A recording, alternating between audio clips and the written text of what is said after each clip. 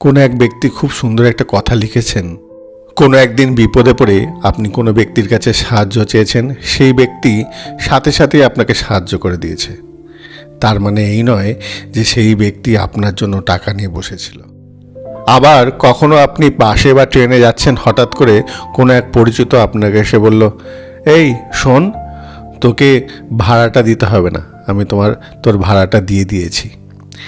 তার মানে এই নয় যে তার ব্যাগ ভর্তি টাকা আছে। কেউ আবার আপনার খাবারের বিলটা দিয়ে দিয়েছে, তার মানে এই নয় যে তার কাছে পাহাড় সমান টাকা আছে। তার কাছে হয়তো টাকার পাহাড় নেই, কিন্তু পাহাড়ের থেকেও উঁচু একটা মন আছে। ভালো থাকুন সেই সব ভালো মানুষগুলো। আপনাদের মতো ভালো মানুষের জন্যই এই পৃথিবীটা এখনো জীবিত আছে। জয় নিতাই, জয় গো।